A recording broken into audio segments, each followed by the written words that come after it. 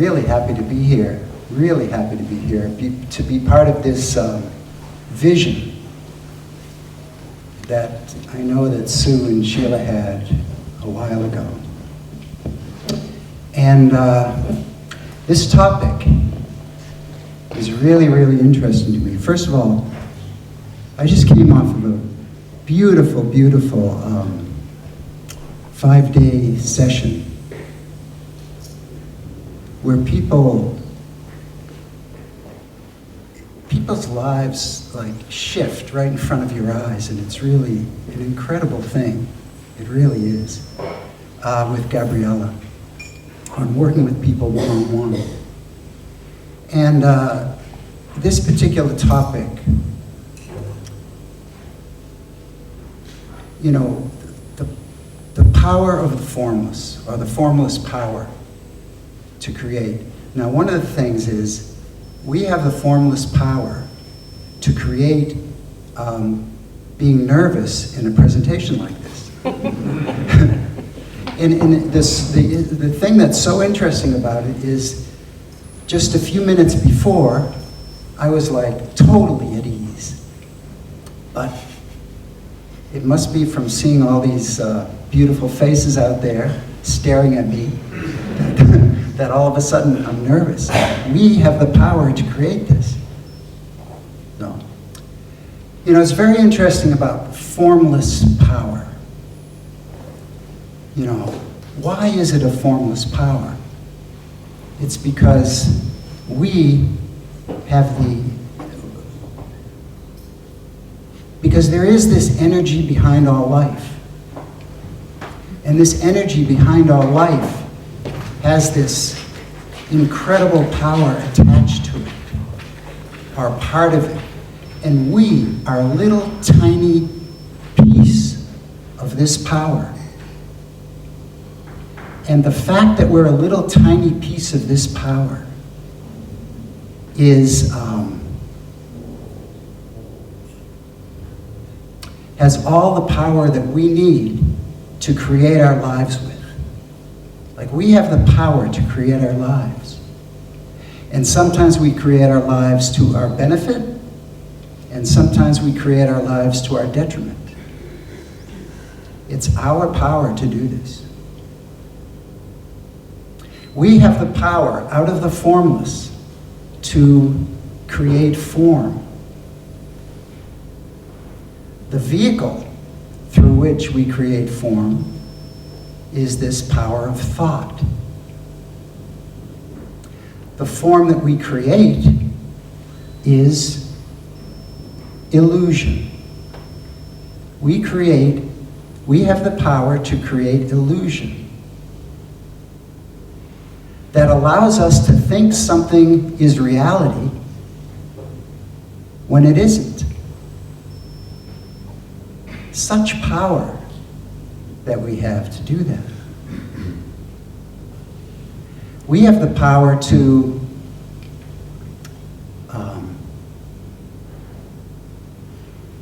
see the illusions we create as just that. We have the power to see the forms we create as illusions. You know, this is a power that we have. And when we do, we suddenly rise to a higher level of consciousness. As soon as we step out of the world of reality and into the world of creation of illusion, our consciousness rises. And so we get to live in a different feeling in life. We have the power to create that. We have the power to create that we don't have the power. We have the power to create that we give up our power. You know, it's really interesting because I was talking with a grandmother over this last week, and she had a beautiful relationship with her daughter until, seemingly, her daughter married a fellow who is apparently very, very insecure and very, very controlling. So controlling, in fact, that he told her that she could not see her grandchildren. Now, she went into great despair about this. She loves her grandchildren. She wants to see her grandchildren. She's told that she cannot see her grandchildren. So she told me that in order to protect herself, because she hurt so much about this, that in order to protect herself, she decided not to do the things for her grandchildren that she would normally do.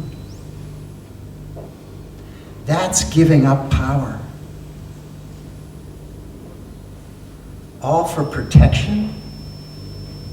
Who says that she can't do the same things that she would always do for her grandchildren whom she loves? Who decides that? That's power. She might not have control over whether she can be physically with them or not, but she can do everything that she would do normally to send love and to give the gift of love to her grandchildren, whether or not it's accepted at the other end. And when she realized that she had this power, she got her power back. Because it's an illusion that we give up our power to other people. We still have the power.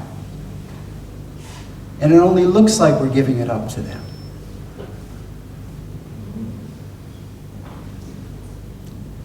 What other powers do we have?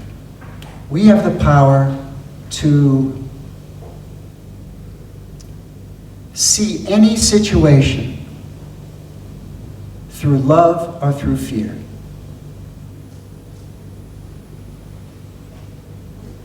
Any possible situation that comes up. I know, speaking for myself, I go into fear a lot more than I want to go into fear. I get trapped by my ego a lot more than I want to be trapped by my ego. I'm giving up. So I have the power to do that. Okay? I'm giving up myself, with a capital S, to fear and ego.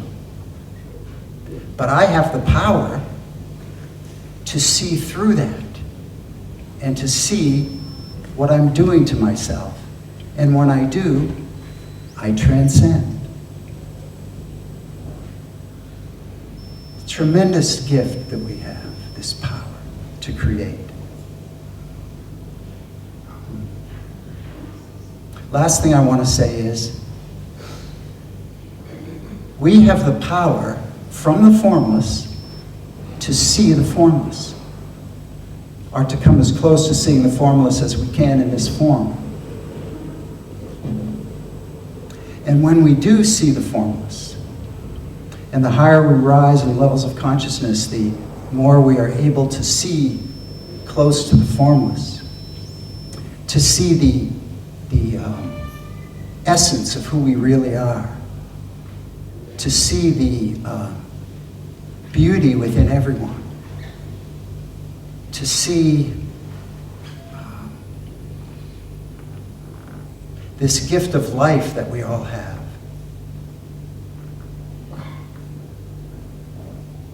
It's an incredible power that we get from the formless. We can actually see the connection to the oneness of all things. And the only way that we cannot see it is when we use this power to get trapped in what we call reality.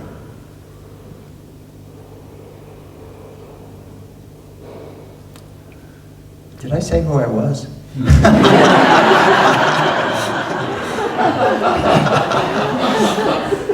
We have the power to forget what we're supposed to do. Yeah, I'm Jack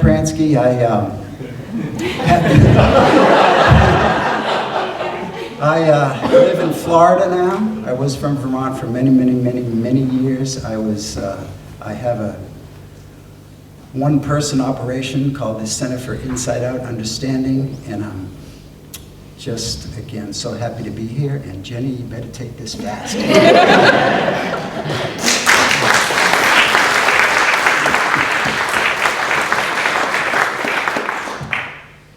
It's always best to go second or third or fourth. So I'm Jenny Anderson, and it's lovely to be here. Jack was actually one of my first teachers, I think, for nine years ago.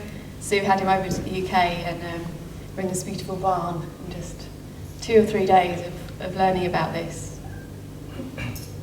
And as Jack was speaking, I was kind of in and out of listening, and then wondering what I was going to say. And I realised that happening. And when I noticed, I could then listen again. And I think the way for me now that I'm seeing the formless nature behind a novel life, and through the principles, is that these 3 principles that we speak about and will be spoken about over these few days are a description of that power. And to me, it's the simplest description I've ever heard of that power. It's a pointer. And it's funny, I thought that the power of thought was the one that I understood. The power of thought behind life is the one that I understood. But over this last year, I've realised that what I'd made up the power of thought was limited by my own thinking. And that the power of thought is before form. It's before my thinking, it's before language. It's a power that allows us to create. And I think I've grown in respect for that power. I've started to see that sometimes we feel nervous before a talk, and sometimes we don't. And sometimes we see thought in action, and sometimes we don't. But I've loved that the principles has allowed an acceptance of that there is a real knowing within me that despite what's going on in our minds, there is a power that creates that's reliable. And that our minds are going to do all kinds of things. They're going to take us to heavenly realms and the depths of despair. But I've got such respect for the fact that we're able to experience. That there is a power behind life that is allowing us to have an experience of life. And I can't get my head around formless and form and spiritual and all of these words that are used. But I love that the principles have been this description of what's happening. Whereas before I was at the mercy of a world that impacted me and worried me, and the audience had the power to scare me and make me nervous. But to see that nervousness is coming from the power of thought in the moment. And it creates all kinds of things. Whereas before understanding the principles, I would be totally at that mercy. I wouldn't be sat on this stage. Because my nervousness would be a sign to me that I shouldn't do this because the audience is making me nervous. Whereas now I'm aware that nervousness is my thinking in the moment. And the beauty of this power is that it continually creates and recreates and recreates. So the story that we create of nervousness and anxiety, there's then the potential for a new story. I'm now feeling a bit more comfortable. And I'm like, what time is it? How long do I get to speak? What are people thinking? Like, constantly moving. Before understanding the principles, I'd get so fixed and stuck on the story that I created as if it was true. So I lived in a reality of, I'm a shy person, I'm a depressed person, I'm this kind of person. I had no idea that that was the power of thought creating the story that I had believed. And if we stop believing our story, then in any moment we've got the potential for anything. For a new moment, for new opportunities. We're not limited by what we think. Because our thinking comes from this infinite power behind life that is infinite. And again, I can't get my head around that word, infinite. Anything can be created through this power. It's created everything that's here. Everything. So it's, to me, one of the the most incredible gifts to have come across this understanding. Because it's taken my life from one of constant worry and anxiety and limitation to one of potential. So I still get anxious and worried and I limit myself, but there's an awareness that that's what's happening. There's awareness that at any moment I could change my mind. And sometimes I try and force it and nothing happens. Other times I leave it alone and amazingly it just changes. I know that I can be in absolute bliss and enjoying life and then be in the depths of like a memory. We can bring to life our memories as if they are now and experience them now. So I've loved seeing that this power and having some understanding of it doesn't mean we don't get to experience the range of human emotions. But I do feel it gives us like a buffer or a kind of a sense of that's what's happening. We're kind of onto the trick. We're starting to see the illusion. And for that I'm completely grateful. Like, to be in the depths of despair, but have some sense that this is like a story that's been created. It doesn't feel quite as heavy. To be in the moment of absolute bliss and not need to try and hold on to it. Because being aware that the nature of thought is that it changes. We're going to have all experiences. But there's these constants behind life allowing creation. And it seems that as we grow in respect for those, the kind of day-to-day stuff of our minds takes care of itself. And I think the sense of me having to do it, the kind of little me, the identity I create, the limits I create, falls away. And you're like, we are part of this incredible power that kind of left alone moves all of us. And it feels nice that it's not on my to-do list or my agenda anymore to improve myself or to see this more or to be better. But it seems, being part of this community, you get to see people transform. Like we understand that there is a power, and it's like we allow life to live us in a way that I didn't think was possible. So that's kind of the 2016 version of how I'm seeing the formless nature behind life. I'm really aware that it keeps changing. The way that I see these principles keeps changing, but the principles themselves don't change. We just grow in understanding of them. So thank you.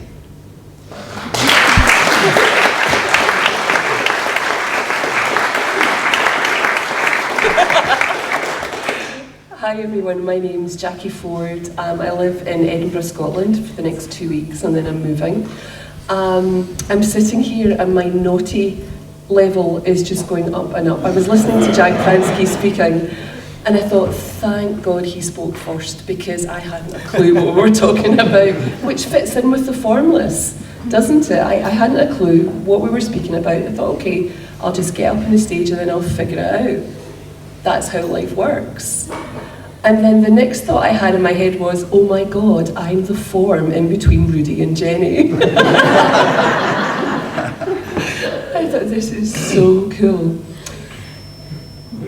What I'd like to do is just, building on what Jack and Jenny have spoken about, is actually share a couple of stories with you about how I have seen the form and the formless play out in my life, in my family's life, and in my business over the last year. My husband Jerry and I sat last night, and it was a year ago we were at Viva, and we said, what's changed for us? What's changed in the past year? And it was mind-blowing to see what's changed in the world, what's changed in relationships with ourselves and with our friends, what's changed with our children, and what's changed with my businesses. And I'm just going to talk about a couple of those. The first one I want to talk to you about is my daughter Megan. My daughter Megan was in her third year at university. She was studying a course on psychology. And in her third year, she sat an exam, and she sat it when she had flu. She shouldn't have sat the exam. She wasn't mentally capable to be able to sit it, and she failed. And so she was told that because she was doing a joint degree, she could reset the part of her course that she had failed, and then see where she was at the end of it. But probably because her grades weren't as good as they were meant to be, she would have to do a single degree, and that was psychology, not psychology and business. So she studied all the way through summer, relentlessly. And then she sat her exam, and it took 6 weeks for the university to get back to Megan with her results. Megan went from being completely happy and content that she thought she passed that exam to an absolute wreck. The power of thought was playing out in her life almost on a moment-to-moment basis. 3 days before she started university again, they told her that she had failed that exam, and so now she would only be eligible to do an ordinary degree, and that she would have to just do it in psychology. And I was in the car with Megan, and she went from a place of being in utter despair to being very content very, very quickly. And I thought, oh my God, this kid has got more wisdom than I had at that age. At 21 years of age, to be able to ride that roller coaster, I know that she was okay. Her well-being was not affected or impacted by the fact that she had failed this exam. So she went about her business, she organised a little job, she organised all of her courses. And then the day that she started at university, they told her that she'd actually passed. She shrugged it off. She says, it doesn't matter. I'm doing what I'm meant to be doing. And I wonder how often we get caught up in that we think we should be doing one thing, when in fact life has a completely different outcome for us waiting. But sometimes we continue to swim upstream instead of going with the flow. I've seen that with my work as well this year. I thought that I was meant to be sharing the principles in businesses primarily, and my hobby was annoying politicians. But what keeps happening is, when I don't go with the flow of my life, which is, that is what I'm meant to do. I am meant to be in the Parliament. I am meant to be questioning, probing, trying to get people to see a different way to influence mental health policy in Scotland, then it feels uncomfortable for me. I don't have a nice feeling. And it's easier to go with the nice feeling of doing it than it is not to do what I'm meant to do. And as I've done that, there was no plan, there was no strategic plan, there was no, here are my core objectives, this is who I'm going to see, this is what I'm going to do. I just took one step at a time. I trusted in the formless nature of life to guide me moment to moment to what it is I was meant to do or meant to be doing. And as a result of that, over the last 12 months, I've been invited in now. I held a Parliament meeting last week, and Judy Sedgman spoke with me, and Craig Robertson, who's a prison officer, whose life has been completely transformed by this understanding. And I've been invited in by the Shadow Mental Health Minister to speak to his team of 200 people within the Conservative Party and the Scottish Parliament, because he's hearing something. And it's the same, the Scottish National Party have invited me in to do the same thing. I'm helping a university write an MSc in wellbeing to include the principles. Now, these are all things I would never have thought of as being something that I was meant to do. I just thought I was just to go and annoy them. But life guides us and it shapes our future. It shows us what we're meant to do. And what I love about this past year is trusting in that unknown. Trusting that sometimes I'm given the full picture, but often I'm not. Often I'm just given glimpses of what it is I'm meant to be doing. And that when I trust in that, I'm taken to where I'm meant to be. And some people say, oh, that's a bit, it's a bit weak. But actually I see it as a place of strength, to trust in the journey of where you're meant to be at the time that you're meant to be there. My youngest daughter, Lauren, lives from this space consistently. She plays basketball for Scotland. She's always done exceedingly well when she puts her mind to it. And during this summer, she had one exam she had to pass to get to university, her maths exam. And some days she studied, but most of the time she didn't.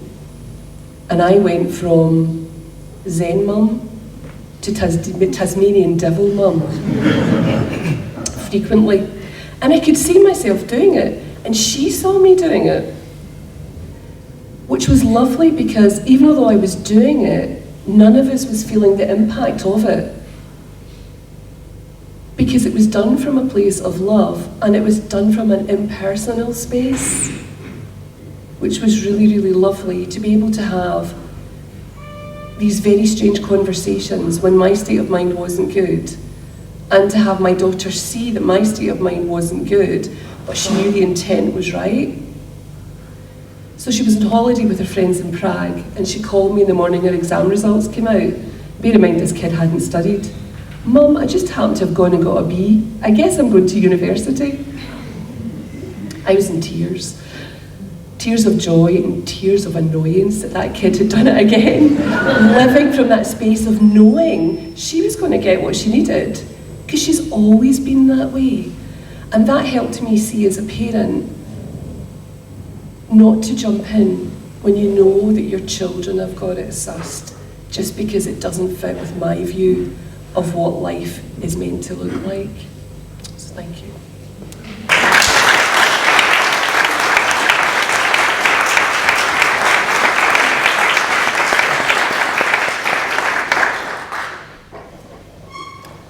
Hello. Bless you, Sue. Can everyone hear me okay? Bless you, Sue and Sheila and all the volunteers for creating this event. You guys have gone and done it again, so thank you so much, and Mark. Well, it's a real honour to be sitting up here with all of you guys, and if you don't know who I am, my name's Rudy Kennard. With the help of Jenny, we created the 3 Principles Formless.com website. When was that? About 8 years already. 7 years. So it's basically a free resource for people to see videos, facilitate interviews, transformational stories about this understanding. And Jack Pransky was actually the first person that we interviewed on the 3 Principles movie site. And it's predominantly through Jack and Gabriella. Gabriella, where are you? Oh, she's over there, who really helped inspire us to create the site. And the funny thing was, we didn't really know what we were doing. And the first interview of Jack was filmed so badly. Jack was great, but the video of Jack was quite poor. But it's still the top viewed video on the 3 Principles movie site, Jack, so that's interesting. So,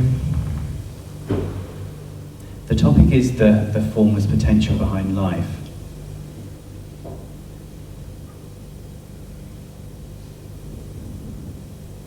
And the beautiful thing about life is that there's this infinite energy or presence or power creating everything. And we call that formless. But also, it's the form, meaning physical things. There isn't really a form and a formless, they're just what is. And what is what is. And we're a microcosm of the macrocosm. We're a tiny part of the whole, what Jack was saying. And when I say tiny part, we're actually the whole and the tiny part. It's a paradox. In fact, truth always seems to be wrapped up in a paradox. That's why, whenever I don't really understand anything about this, I know I'm understanding it, because you can't understand it. In fact, trying to get the 3 principles is like trying to squeeze water out of a rock. It's just not going to happen. So you can take that off your to-do list now if you've got that on there already.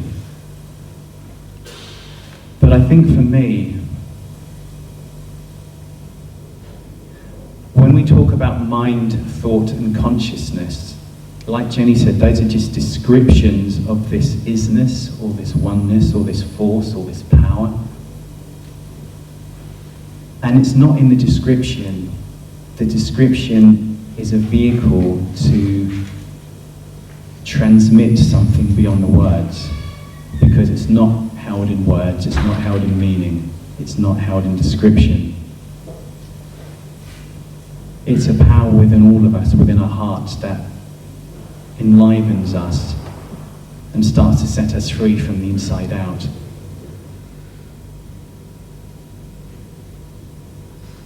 So like Jack was saying, this power which is enlivening us gives us the power to believe we're not part of it. And the biggest cause of mental suffering is believing that we're separate. The biggest cause of mental suffering is believing something that isn't true.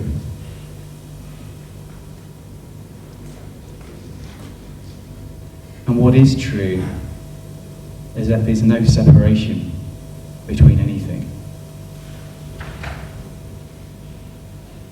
And I wanted to give you a personal experience of that.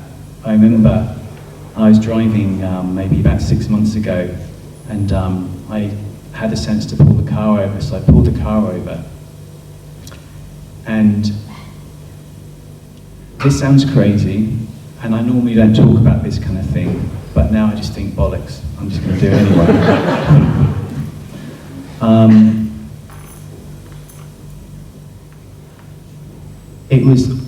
It was springtime, and I looked at a plant. I looked at some daffodils, and the daffodils were singing. And what I mean by that, there was a resonance, there was a sound. They were giving off a sound. I looked at a tree and it had like a humming sound. I looked at a hedge and it had another sound. It was like this grand orchestra of the divine playing out, where every species had a different harmony. And it was so beautiful that the personality of Rudy kept crying because it was almost too much for me. And when I went for a walk, and there's this beautiful wheat field just shimmering, and the whole thing was singing. It was like this sea of music, and I could hear it. And I've never heard nature. There was a resonance or energy or colours around it. Have any of you guys seen The Matrix? You know when they're looking at the code, there's like a woman in a red dress, and then Cypher's seeing the code. It's like seeing the code of mind rather than the form of mind.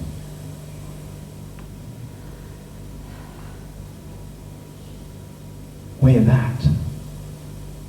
We're not what our thinking tells us we are.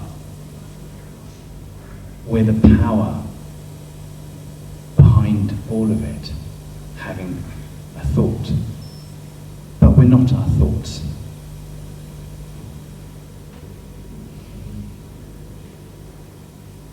And as I've been seeing more and more the power, the thought as a power. And again, when we talk about thought over the week, we're not talking about thinking appearing cognitively in our heads. That's definitely part of it. But the sheer fact that we have the power to think, we don't think, thought bubbles up into our consciousness. We're not doing that. The power of thought is doing that. And that power, there's this spark of creativity, and from this nothingness comes something, a thought bubbles up into our head. And to make it more practical, remember when I had the idea to create the 3 Principles Movies.com website, this beautiful thought arose in my mind to create a site that was for free for people, anyone in the world to view this. And sometimes the thought can be like an unfolding of a beautiful magnolia tree with bright bloom and fragrant. And then our own personal thinking can come in with secateurs and cut off branches and flowers to nothing. It's like a beautiful deer being birthed into this kennel full of Rottweilers.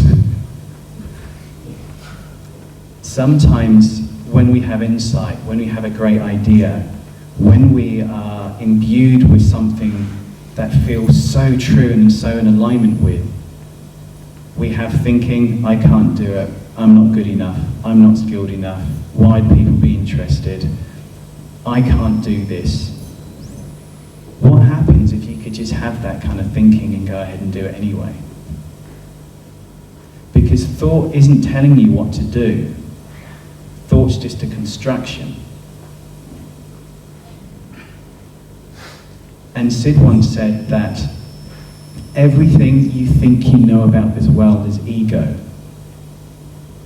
I don't know what he meant by that, but I'll give you Rudy's interpretation.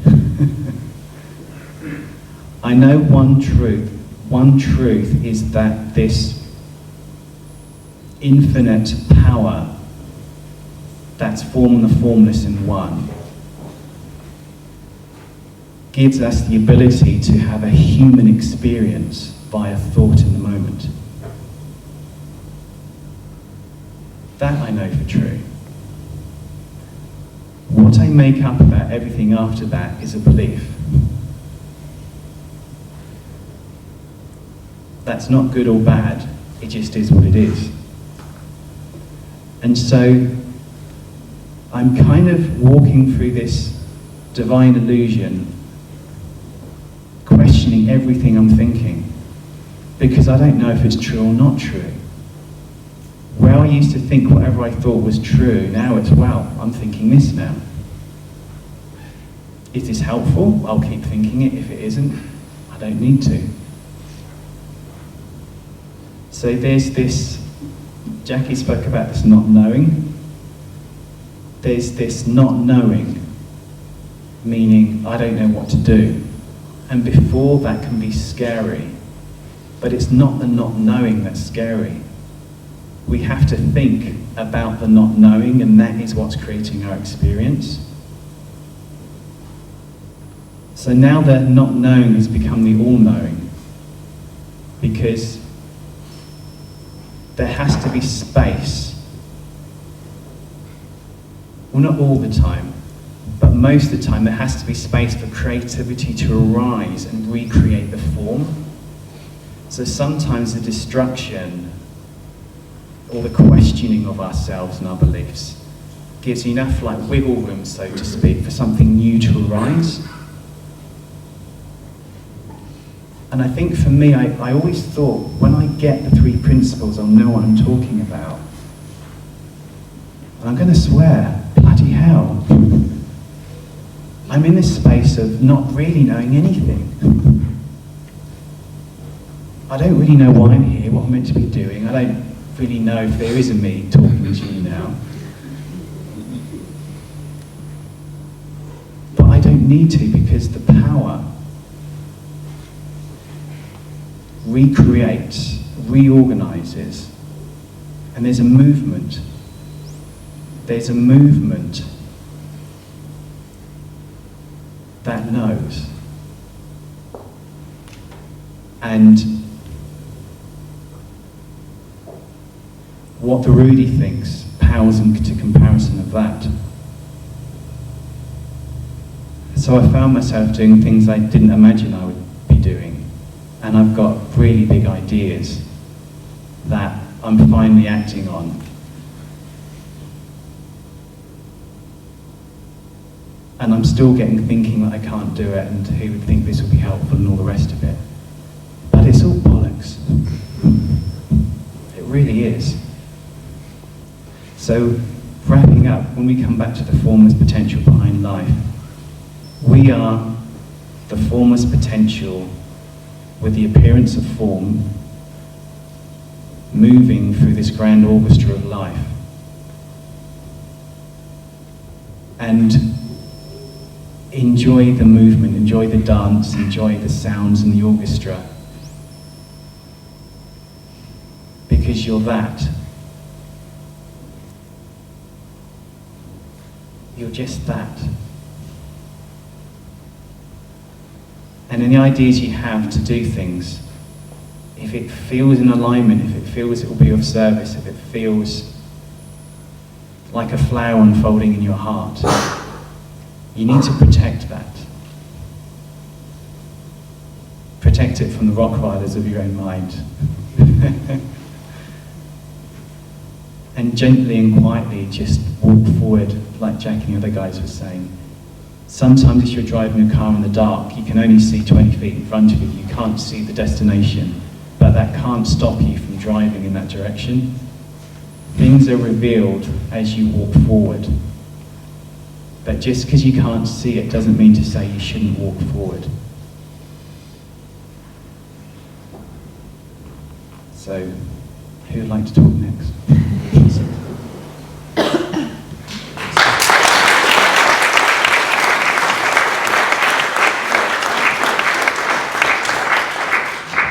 Wow, I'm going to move from the sublime to the ridiculous.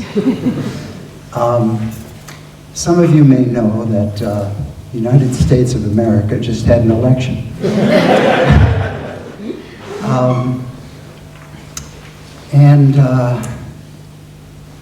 I was, just speaking personally now, I was very, very, very upset by the results.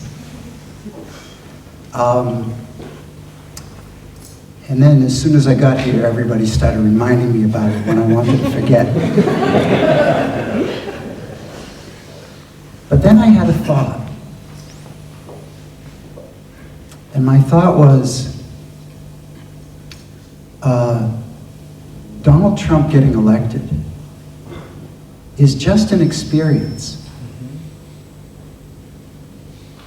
And we use this formless power that we have to create the meaning that it has for ourselves. What we make of it. I saw an amazing speech that Bernie Sanders, who originally ran for on the primary against Hillary Clinton and just barely lost. And all the polls that were taken at the time said that if he were running against Trump, he would have won.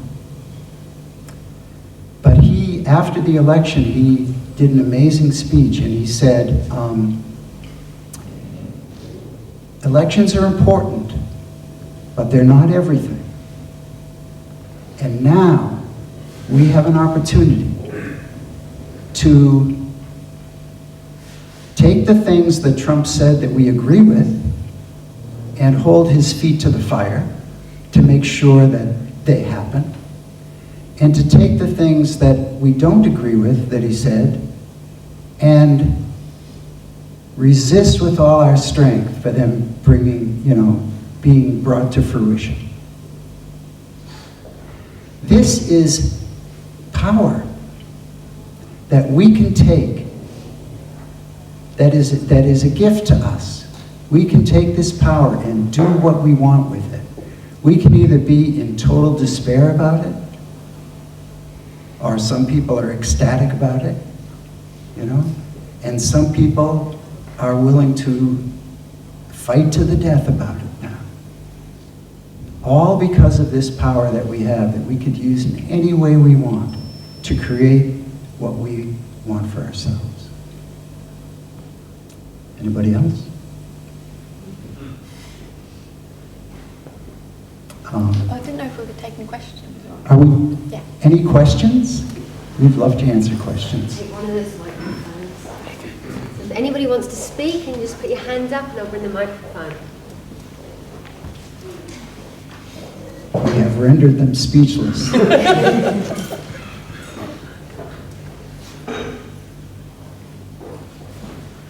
Well, you'll have plenty of time to talk in the breakout groups. Going once?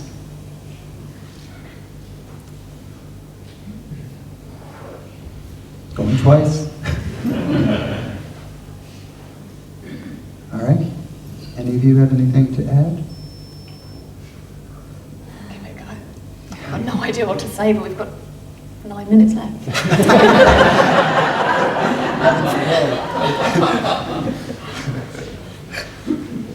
So it's just been great listening to everyone speak about this, because we've all spoken about it so differently.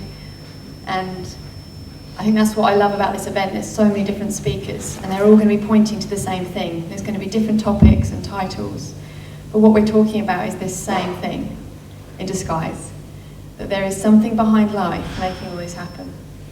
And the more that we get a sense of that, it seems that we have more ease in our lives. And it's interesting, I flew home the day that the voting was happening. So the 8th of November, I flew back from America. And it was interesting in the airports because there was just like every news channel was about the election. And then got on the flight and just completely forgot about it. And then turned my phone on at Manchester airport, and someone had put a post on Facebook about, F it, I'm going to sleep for the next 4 years. And I was like, oh, I guess Trump got in. But it was interesting because you could just see how many different realities have been created about that. So this one event has happened, and there's all these different realities. And I think it seems so often that things have gone wrong, or things are bad, or it shouldn't be as it is. And I think it's in that fighting what is that we suffer. Like, this has happened now, this is what we've got. Now what? And I think more and more I'm seeing that there's an intelligence to all life. Whereas before I only saw this formless power of mind, of thought and consciousness in the good stuff, or the things that I thought were good. And now I'm aware that this power is creating all of it. And we so often speak about the power of mind as this intelligence behind and of all life. And I think we kind of get so fed up and want things to be different. But it's like Jack was saying, there's an opportunity here. There's an opportunity now to move forward, and then what? And I think that's one of the things that I've gained personally through seeing this, is that my ideas of right and wrong and good and bad and what should and shouldn't be happening have kind of fallen away a lot more. And there's so much more acceptance for life as it is. And the struggle and the suffering that comes is when we're trying to fight what is. And the insights and power within us are just a testament to this intelligence. That what we see through learning this understanding, like what I've heard, has been perfect to move me forward in my life, and what Jack's heard, and what Jacquie, and then everyone else in this room, what Ruth's heard. And there's this impersonal intelligence behind a novel life, but it comes through us so beautifully for us. And I think one of the things that I found really helpful, probably you said it on your course, and Roger Mills had said it on his course, was that stop trying to compare yourself to how everyone else is doing. You know, we're all going to hear this differently. There's no achievement with these principles. They're purely descriptive of what's happening, and we'll see it in our own time. And there's no insight that's, sometimes people say to me, oh, I've had a small insight, and they tell me, I'm like, that seems life-changing. And then other people tell these amazing experiences they've had, but then practically in their life, things don't seem to change. There isn't like a good insight, a bad insight, or a big one and a tiny one. Like, insight's available at any moment, and it can be the smallest little thought that just moves us along in life. So that was my only kind of, it's not even advice, but I remember when I came across this, I'd look at everyone else and see how they were doing and what they were hearing, and thinking that what they'd heard was right and I wasn't getting it. But over the next kind of few days, just bear with it. And I remember one of Sid's stories is that when he did a big talk once, he said, if anyone understands what I'm talking about, put your hand up now. And he said one person put their hand up. And he said that one hand argued with him the entire conference. So there really isn't anything that we can grab hold of here, but you'll get a feel for it, a sense for it. You'll notice stuff. So we've got 4 minutes. No, we haven't. Well, when you make up the timing, you're free to change, and I'm going to give everyone a treat. First of all, I'm going to do 2 practical things. One is, could you put your hand up if you're not warm enough? Yeah. Okay, so let's fix that for after the break. And the second thing is, I meant to say this morning that we have such a great friend in Amanda, great friend of Viva, and she has been so generous and kind, talking and and sending out through the airwaves, the radio waves. I wanted just to say thank you and to welcome the local people that you have brought along. Did they all come in your crazy van? No, they didn't. They came in all sorts of vehicles. Did they? If you get a chance to see the Serendipity van, that is Amanda. So the other good news is that if you promise to come back in order to get to your breakouts on time, you get to go out a minute early ahead of the other people. Hands up if that's a good idea. Cool, okay. Yes. Had a question. Oh, Just popped cool. in. So is that okay? Yeah. I just wonder if you can explain a little bit the difference about thinking and thought. Just some highlight of this.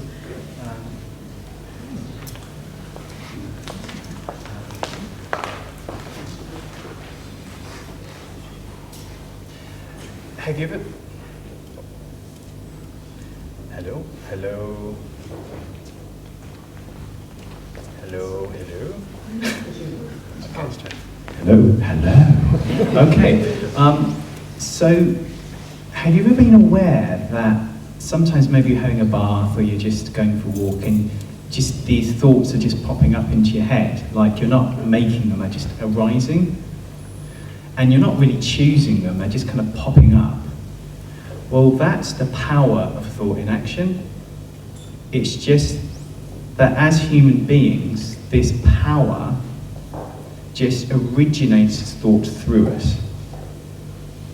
So that's what we talk about, or I talk about when I talk about the power. It's the power to think, not what we're thinking, but just the power to think. It's actually much broader because thought is everything, but I'm not going to go there now. So just for that's my interpretation. And then thinking is what we do from that power. So I could have the thought bubble up, I'm cold. And then I could start thinking about, I'm cold. I wonder why it's so cold in here. It's quite good I'm cold because now I haven't got sweaty armpits. So you start thinking about the original thought. So when you talk about the power of thought, it's just that we have the capacity, the innate capacity to think. And then our thinking is what we do afterwards. Does anyone know? Jack, do you want to? For example, when I first met Jenny, she had the thought that she couldn't speak. Right? Now look at her. Can't shut her up. Can't shut her up. That's the power. You know, we just so much have used this gift to limit ourselves when the world is open to